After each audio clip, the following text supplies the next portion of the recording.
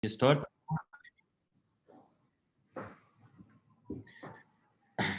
Okay, so welcome back on the second day of the Delta City Planning Workshop. In this session about the international organization's perspective for Delta, we are starting with Professor Mohab El Refaie. He's an associate professor of urban planning at the Faculty of Engineering, Ain Shams University, Cairo. Besides his academic work, he's the senior policy advisor in the urban development cluster of the German International Corporation, GIZ, Egypt.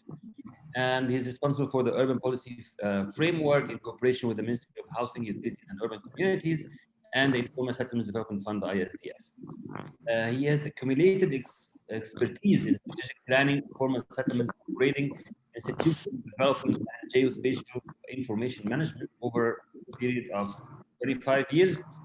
He has been active in research and conducting trainings in these directly related topics to sustainable urban development, such as applying participatory approach and system thinking to community development and poverty alleviation, effective land management, encouraging decentralization and utilizing GIS on local levels, were also on the top of the main focus of his research and practical work.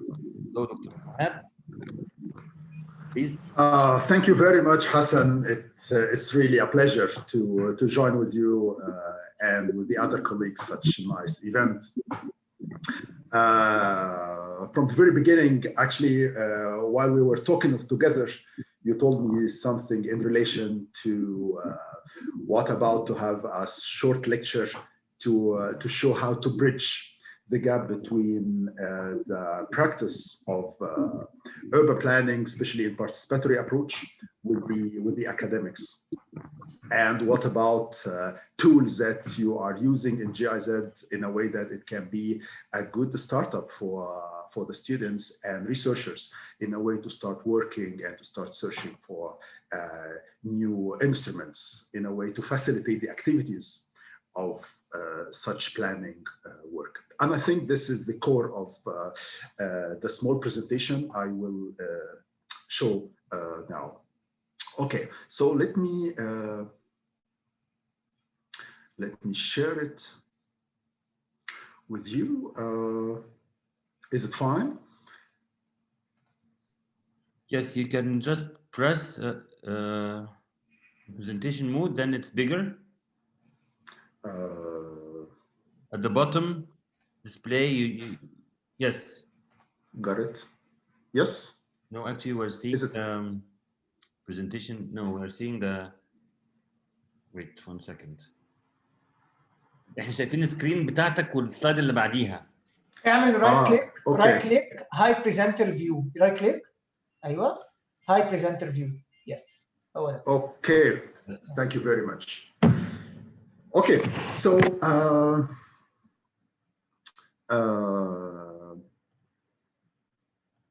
actually, this the presentation is related to the local area development plan. It's one of the tools actually we're using as an urban development cluster here in Egypt for informal settlements development. This is a kind of an integrated participatory planning tool. As I said before, we will concentrate much more about the tooling rather than the methods of the planning itself, but the tooling, the different tools that we are using.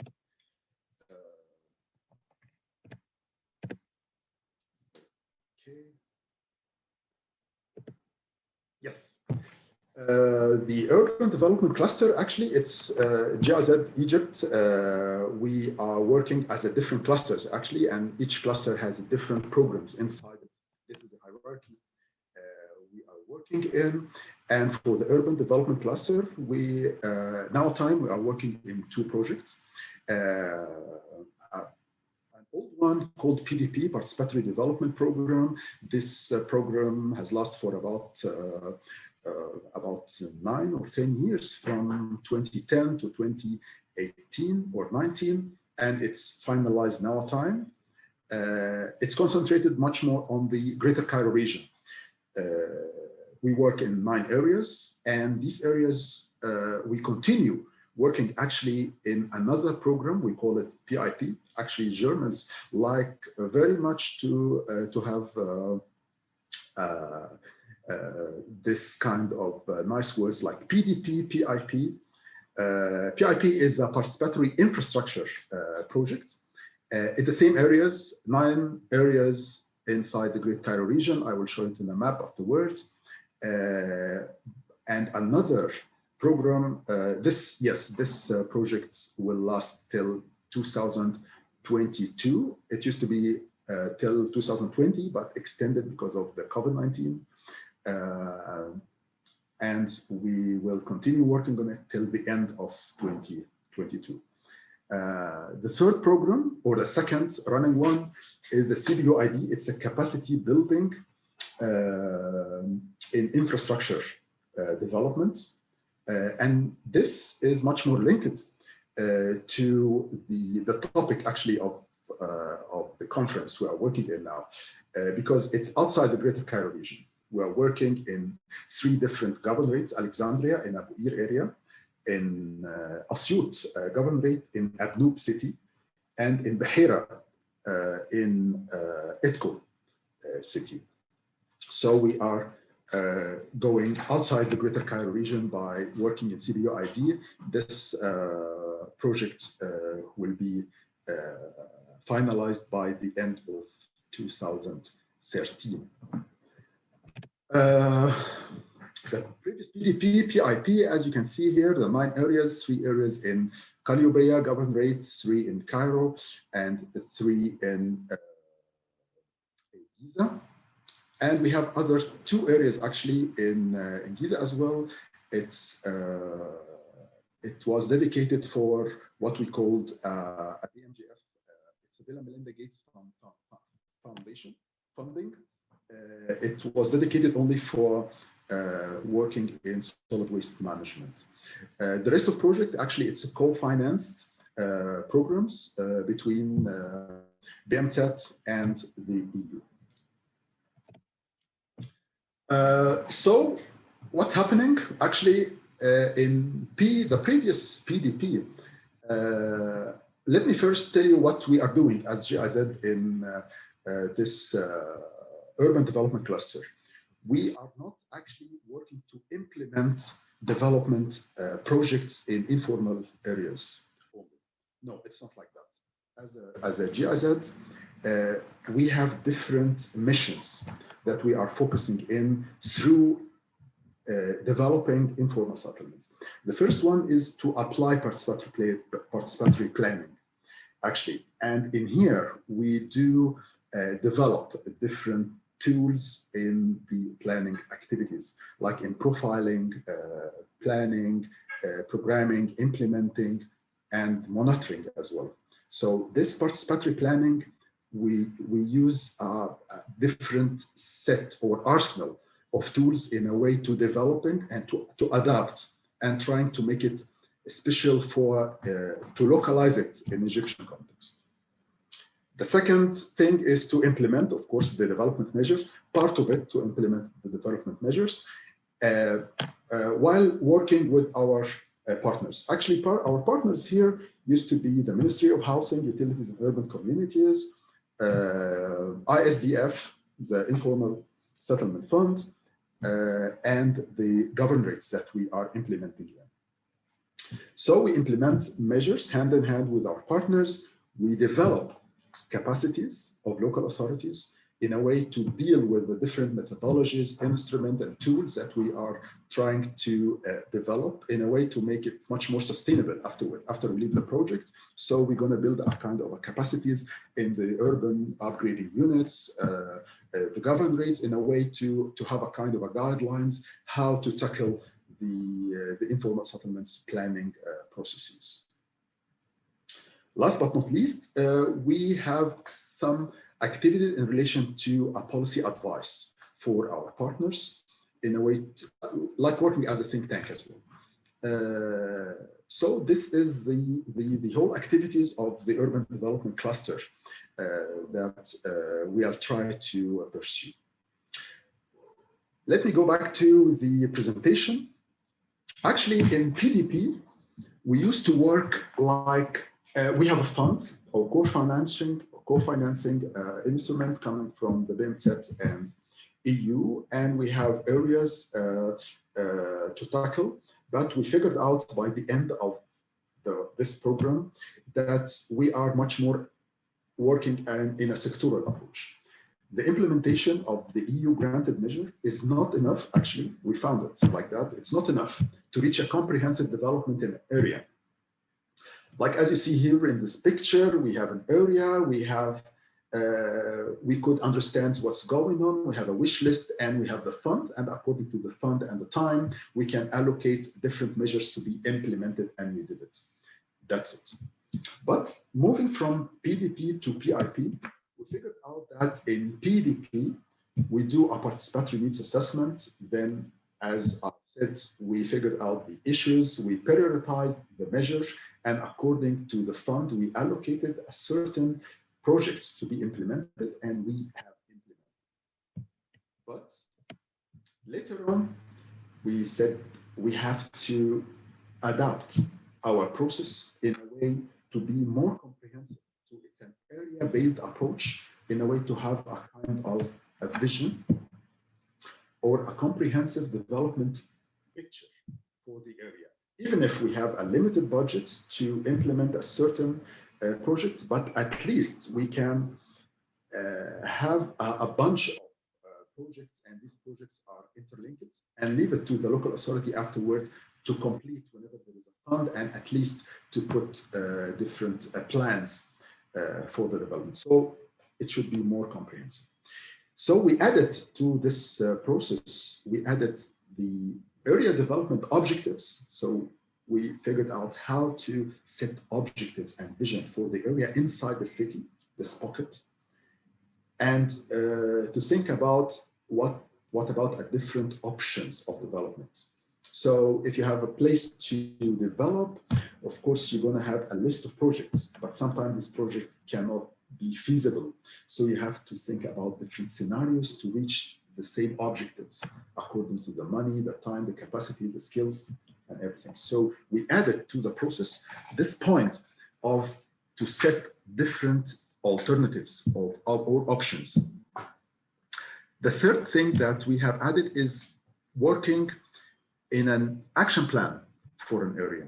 And I can tell that we moved from project-based approach to a more area-based approach. Like we were looking for a hotspots to develop, not an area or a certain project to implement.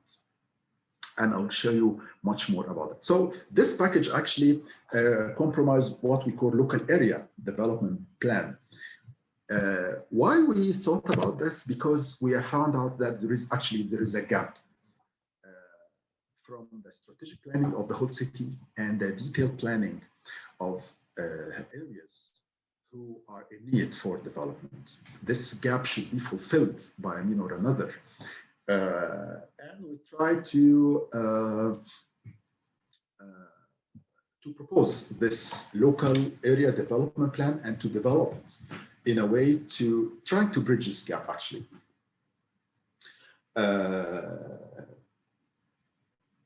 Expresses the overall development vision for the area, which should be actually the link between the vision of the city itself and the vision of the area development.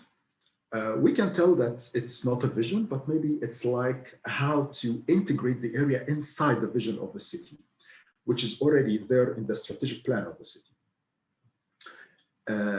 This approach analyzes the socioeconomic and environmental aspect as well, including gender consideration in relation to spatial aspects. So we have different cross-cutting items like environmental aspects, especially how to deal with climate change adaptation, and gender aspects and vulnerable groups. Okay. As I told you before, that the participatory planning approach is a core of the urban development cluster of GIZ here in Egypt. We are doing it in actually in different levels, multi-level, like we work with the local, regional, and national. We're trying to fill or make the connection between these levels together. So work from the ministerial level to much more to the governorate till digging down till the local municipalities inside the cities. And we have the multi-stakeholders as well, because we deal with the different stakeholders. So it's multi-level, multi-stakeholder, and I can tell it's multi-sectoral as well. So we are not working in a physical, but socioeconomic and environmental, sometimes it's a political aspect as well. Okay. We have this diversity of tools actually in the whole cycle of planning process. So you can see here that we have this preparation part, planning and design, and then implementing. And this nice pictures represent different tools that we are using. For example, in the preparation, we do participatory needs assessment, we use GIS, gender analysis, steering structures to be a kind of the steering mechanism to do the project, and stakeholder analysis. All this part, we have different tools. And going to the planning and design, we have the local area development plan, which is the topic that I will emphasize much more in this presentation. And we have different tools as well, like the maximizing use value of the assets of the area, then going to the implementation. And according to this, we have tools in relation to monitoring, like the RBM, result-based matrix. And of course, this takes us back to our preparation work. In here, the preparation, of course, this cycle, it's under the umbrella of the capacity development, actually, of as an activity or as a main activity of our work. So the preparation phase, the planning phase, and the implementation one, this all not only to implement, but to scaling up the capacity and trying to give advice on a political level how to bridge the gap between different planning systems or processes, and at the same time trying to figure out if there is a kind of instruments that should be created in a way to facilitate the planning process. This is hand in hand with our partners, of course.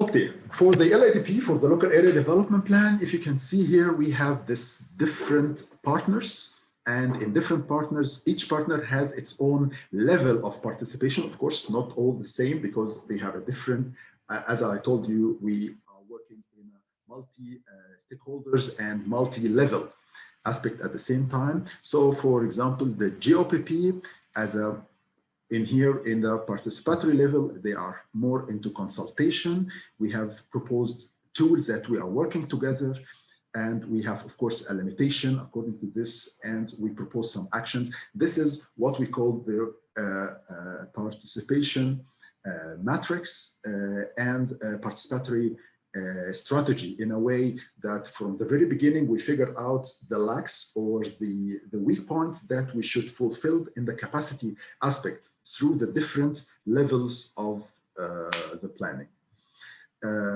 With the UEU, the urban upgrading units, they are more into the participatory level, so they are controlling actually the work itself. So we have different tools to trying to adopt inside the process at a time to facilitate the UEUs in a way to be a controller of this level. This is the type of how we are perceiving the participation in the different planning perspective, actually. Going back to the LADP as a tool by itself, as a planning tool, it has the same actually processes like the other planning process, like the strategic planning or whatever. But of course, the difference is only how to use other instruments in a way to make it more participatory, to be much more focused. And as I told you before, to be much more action-oriented and area-based, not only to figure out a project, but to find the hotspots where you can concentrate much more.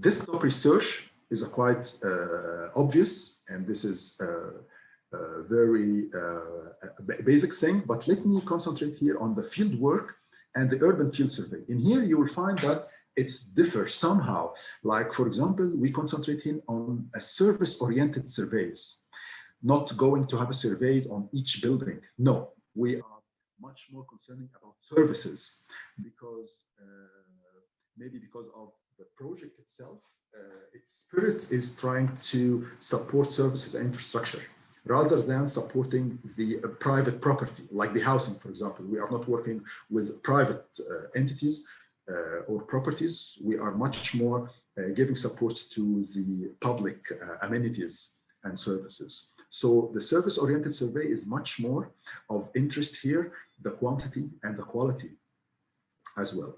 And of course, the garbage accumulation point, activities of public spaces, roads, paving, cleaning, lightening, land use, building heights, so as to be able to understand the dynamics of the physical setup of the area. Okay, and of course, as the other planning instruments used to handle, potentials and concerns of the area can be detected. Where are the main issues? Where are the potentials of the areas? And according to this, objectives can be formulated on the maps, and then strategies can be proposed. On the analysis level, we use SWOT analysis, but maybe, as you can see here, such SWOT analysis is based on the demand and supply, actually. So the strengths, weaknesses, opportunities, and threats are more linked to the demand of the social demand, like the social safety nets or social organizations, and economic livelihoods, firms, markets. All this kind of demands, the situation from SWOT analysis is very much of importance. And of course, from the supply side, like mobility, energy, land, infrastructure, amenities, all the other supply sides would be analyzed as well. And adding to this, of course, finance, as you can see here in the green part, and the governance or the management of this sector, whether there is a strengths or weaknesses in here. And we try to make a connection or a synergies of opportunities in relation to this. So it's not only a SWOT analysis per se, but it's like a matrix to identify the relations between the different aspects and the status quo of these aspects, whether it's strengths or weaknesses, how they are interacting together. As I told you, so we try to figure out the action areas or the hotspots, as we call it. Like in here, for example, we have an area like the area 2, a schools zone. This was in Matareya area, so we have a Virgin Mary tree. This is an area of Virgin Mary tree as a hotspot, and the hospital area, and here is Matareya Square area. So we try to figure out not the issue in relation to a deficiency of a service, but the issues in relation to the area per se. And according to this, you can see here this action areas and what's happening inside for each zone.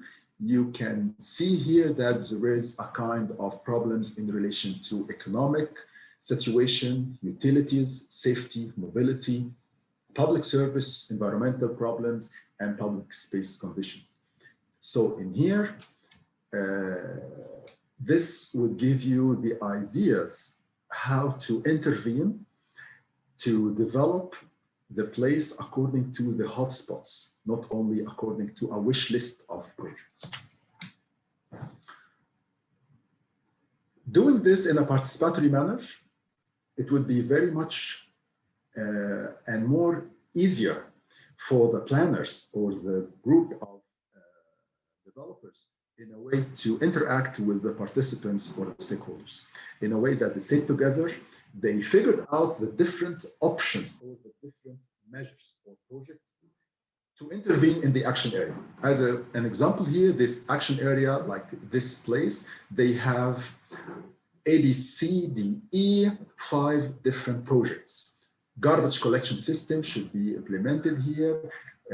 Open the streets to provide storage areas for the market, enlarge the market, provide public plaza with the soccer field for the kids to play, and a clothing market with a modality, and organize existing stop for tuk-tuk and microbuses trying to stop the crossing happening here with different pictures to make it much more easier for people to understand the different needed project in an area. So focusing on the area level makes us actually have another tool in here. So this tool is like the project objective matrix, but we have it the area and the project inside the area and the objectives and the feasibility of implementing this project. And according to this, we can put numbers or weights to prioritize this actions. So this matrix, for example, it's a very nice tool, and it's a nice tool that you can deliver to the students, or you can teach it in your urban planning curriculum as well, in a way to not only the project objective matrix, but you can add the feasibility and prioritization work as well, in a way to let the students think much more about, okay, if we have a hotspot area A, we have different measures or projects, and according to each project, we can give a score of how far it reaches or pursue the social inclusion. For example, if the social inclusion was one of the objectives for the area.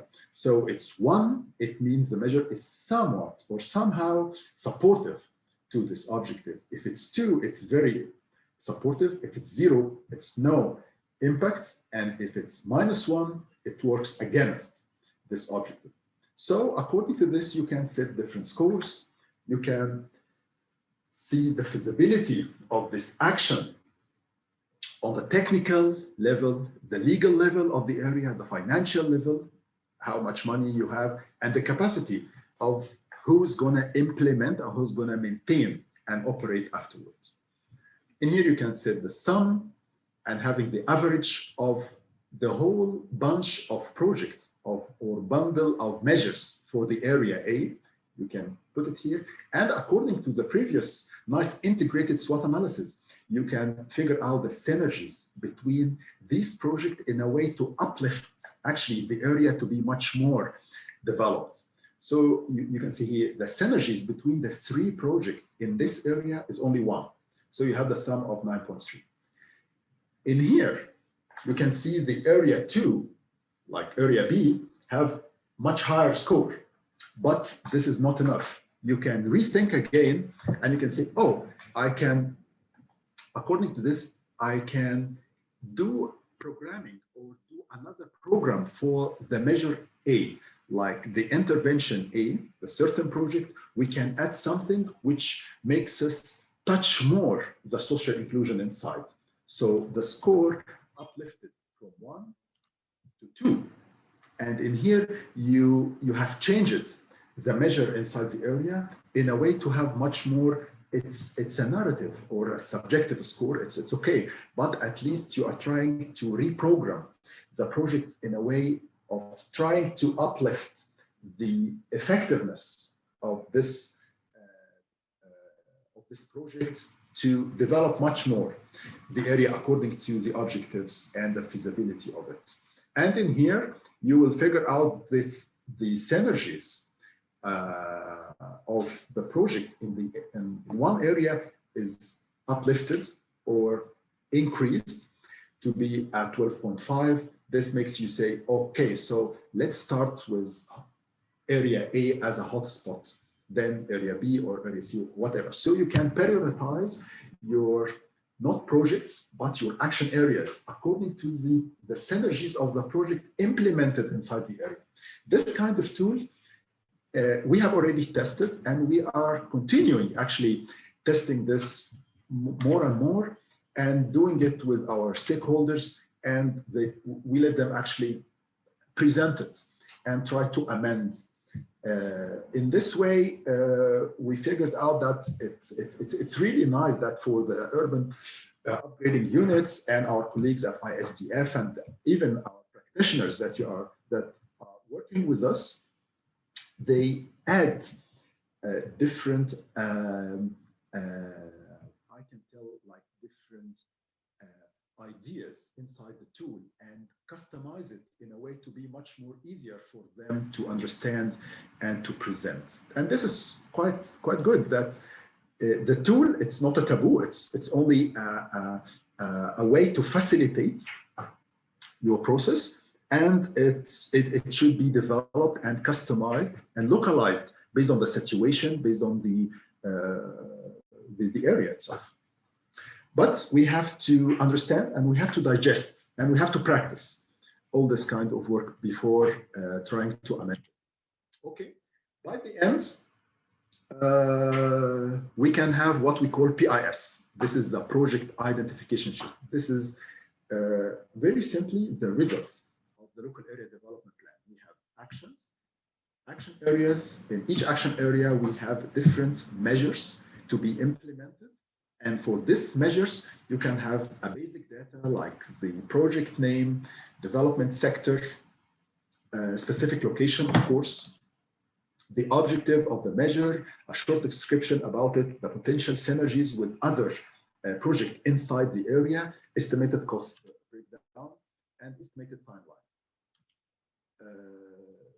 And for the implementation, there is the activities of the implementation in the PIS sheet, roles of stakeholders. If we have the Ministry of Health, for example, Health Directorate, users, donors, so we can break down the roles and responsibilities for each stakeholder,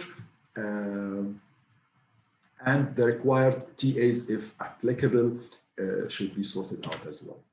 Then the operation and maintenance. We have to think about the stakeholders for operation and maintenance, the requirements of this process, regular maintenance needed, and the operation maintenance KPIs by the end to be able to monitor and evaluate the performance of the project.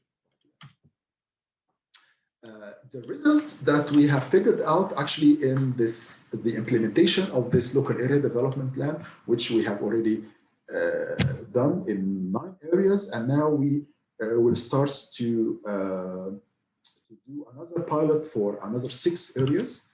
We figured out that it established efficient and enriching long-standing relationship actually between different parties, like the UUUs, the government, the NGOs, if NGOs are trying to take part into the implementation, and of course the higher level of ISDF and GOPP and the ministry as well. So they do understand, they do bridge somehow or integrate between the strategic plan of the city and the detailed plan for the building regulation, something like that. But at least they have a kind of a consensus on the development of the area from the city perspective.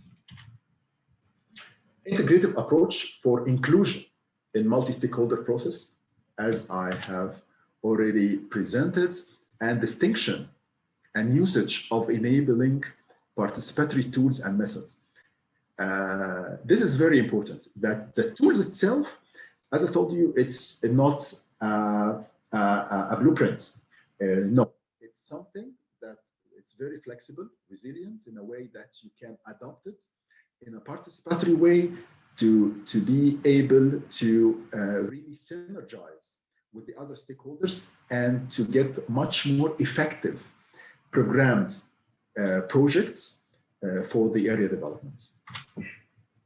Last but not least, building linkages and encouraging multi-sectoral approach, environmental, socioeconomic, physical cooperation through creation of steering structure. Now we have a steering structure for each project, different stakeholders, different sectors to be tackled according to the analysis and tools that you might use. And according to this, the full understanding of the area and the full understanding of the different options that can be proposed and how we can have a kind of a consensus on prioritizing the action areas, and according to this, writing down the sheets of the project implemented sheets. This might make things much more easier for the urban upgrading units and the ISDF and the governorates, of course, to have a kind of overview of what should be done in a more systematic and scientific way.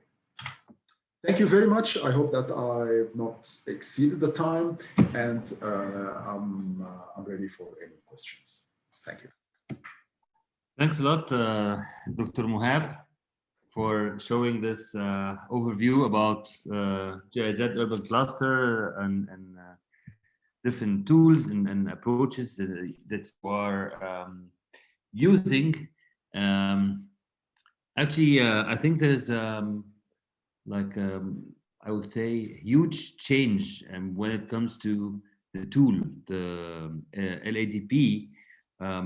Before we had the PNA, Participatory Needs Assessment, and then we had the interventions after. But then came the LADP as an in-between phase.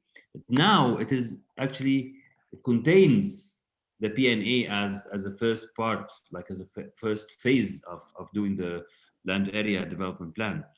So I have some concerns when it comes to the availability of time.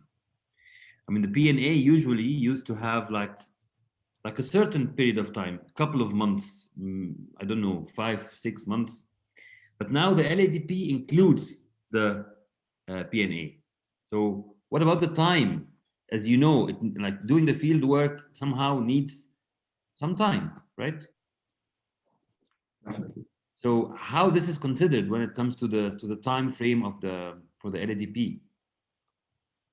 Yes, actually, you're completely right, Hassan, that in the PNA, it was quite a long time to have this PNA because it's a participatory needs assessment, and doing participation in this to understand the area and to understand the people, it takes a long time. Maybe I can tell it's more than 6 months.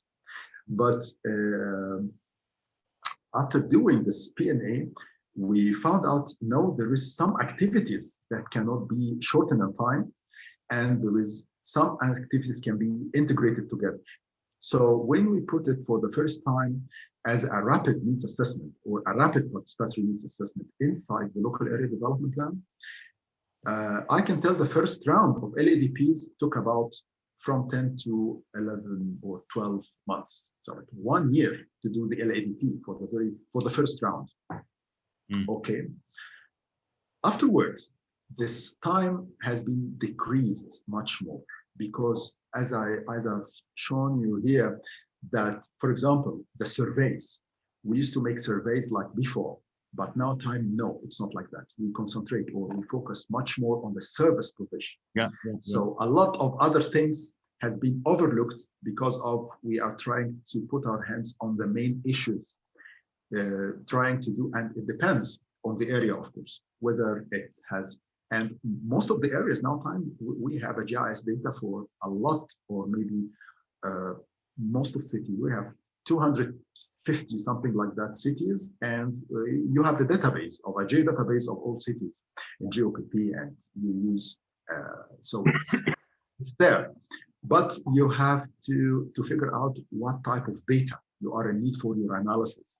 Otherwise, you're going to collect things and you consume the money and time for data you wouldn't use. And this is not, and of course, we have been fallen in this pitfall for the very beginning. But afterwards, we just said, yes, we shouldn't do this. I think again, very good tip when it comes to like advising the students when they collect data. I'm talking now about like students' work. So usually we tell them, okay, how can you use this data for your following steps? So if it's not gonna be influence your decision, then you don't need it. So this makes sense somehow. I mean, I'm a little bit convinced that it's okay with the shortening the time. Yeah, I have a question from Mukhtar Aql from Mansoura University. He met you in Hafen City, University Hamburg last year. مختار ازيك؟ ازيك دكتور، اخبار حضرتك؟ اهلا حبيبي. So my question is about the visit really to Seed Science Lab in Hamburg, and I want to know your feedback and the feedback of the governmental delegation, and also the methods that Seed Science Lab works on and the digital application. How could we apply it in cases in Egypt, from your opinion?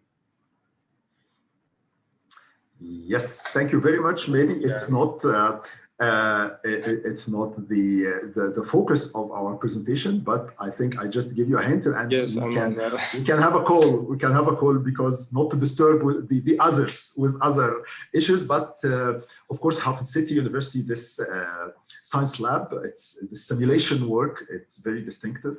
And we are working now time with ISDF actually in doing a kind of a digitalization component in a way to understand and to set up a kind of a digital instrument. Maybe it's based on the remote sensing or something, but we're still under the discussion and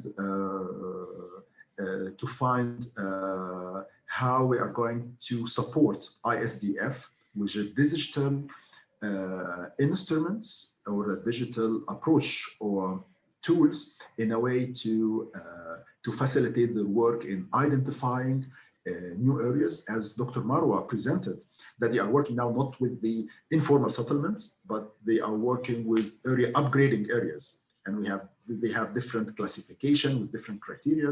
So the idea of digitalization of how to identify these areas using remote sensing, GISG data, whatever, this is might be the next step that we are trying to work out. And I think it would be a good approach to have a continuous cooperation with Hafen City Science Lab. Of course, you are much more advanced, but at least we are working in a demand-driven approach. So we have to consider the demand of our partners as well.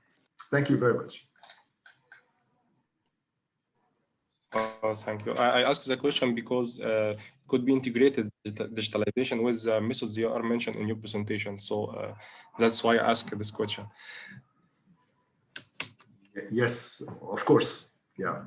Let me discuss with you. I think we have our contacts, so let's have a chit chat together to brainstorm somehow how to do it. Yes. Thank you, Doctor. Mohab, you are getting some like comments. Thank you. Very informative and interesting presentation as usual. Very informative. There's a question from Professor Ahmed Suleiman, actually. Professor Suleiman, are you here? Yes. Good morning, Dr. Mohab, Dr. Hassan. Dr. Ahmed, ازيك? ازيك, Dr. Mohab and Dr. Hassan. I would like to thank Dr. Hassan and Dr. Muhammad for inviting me for this interesting workshop, and I would like to thank you, Dr. Mohab, for your interesting presentation. It is very well done presentation, and it was a very systematic presentation. And you always famous for this very good work, really. We are our students, Dr. Ahmed. Yeah, no. Thank you very much. You're welcome. But actually, I was just hold a public hearing at Mahal Din city, close to Mansoura, to finalize my project as a general strategic urban plan for Mahal Din. Yeah. And I found the problem is people in the cities, they don't understand what is the main objective of the strategic urban plan, not only on Mahal al-Dimna, but all other cities in Egypt. What I found is there is a gap between what I'm talking about and what people are thinking about. And there is a big gap between what we are planning to do or to move forward and what actually done on the ground. Then my question is, who's responsible to implement the strategic urban plan on the ground? Is the local authority? Is the urban planner who conducted the plan, or who's actually responsible to follow up the implementation of the strategic urban plan? That is the main problem. Yes, you're completely right, Dr. Ahmed. But I think the problem is the strategic plan is not implemented because there is no budget for action planning of such strategy. But if there is a project to develop the place with money and limited time, this would be the step in a way that you can put things together, like the stakeholders with the implementation body, and talking about a real project to be implemented. Otherwise, if the money is only for setup of a plan, whether it's a local area development plans or a strategic plan, whatever, as you said, it wouldn't work. There should be determination with allocated or earmarked money to implement, even if you implement only one or two measures only. But at least if you want to engage people in a more effective and efficient manner, there should be a kind of a trust, and this trust will be evaluated based on actually the implementation. Otherwise, it wouldn't fly. So I do agree with you, really. And on the ground, again, on the ground, all people looking for, is it my land plot is including inside the strategic urban plan, the boundary of the strategic urban plan, or no? That is the main issue for people, but other projects on the strategic urban plan, they didn't care about it. So what we do need, we need a tool or instruments how to monitor the implementation of a strategic urban plan on the ground. As you know, most of local authority has no skills, has no funds, have no knowledge about the planning control and so on. So we need to set special instruments how to monitor the implementation of strategic urban plan on the ground and to follow it up each year, not each 5 years or 3 years. No, maybe daily we have to follow up the implementation on daily basis or maybe on monthly basis is there is anything happen on the ground or no? That is the main problem. We just set up the general strategy, urban millennium, and that's it. We leave it for the local authority to implement. And full stop. Yes, you are completely right. And I think this paradigm shift from having a master plan or a strategic plan, which should be revisited each 5 years or something, it doesn't make sense now time, especially in the existing highly populated cities. It should be no longer master plan or strategic plan, but it should be a monitoring system in a way to understand dynamics, changes over time, and then to change or to amend your plans in a way to more effective according to the new situations and according to, of course, the time changed everything and according to the money and budget you have. So you are completely right. It should be no longer master planning, revisited each year, but it should be a monitoring system with an adequate, very smart indicators in a way that you can understand housing, social adequacy, economic welfare, and the place value as well. The dynamic of everything, it's a crucial issue now. And if you want to have a real effective way of planning, you need a smart monitoring system. Yeah, you're completely right. I think Dr. Sulaiman, it's very interesting to have you now with us in the discussion. And it was a plan that you would be also in the session yesterday, but we will listen to your valuable contribution also on Thursday, right? Yes, right. Now we have to shift to the second speaker, Engineer Amr Lashin from the UN Habitat. And then afterwards, we will have still like some question and answers. And actually, the idea with Amr, I mean, it was, I think it's a nice idea not to have a presentation, rather than just to manage a dialogue or an interview with him. And this would be also opening the floor for all the participants and students to ask, according, of course, to a certain limit of time. So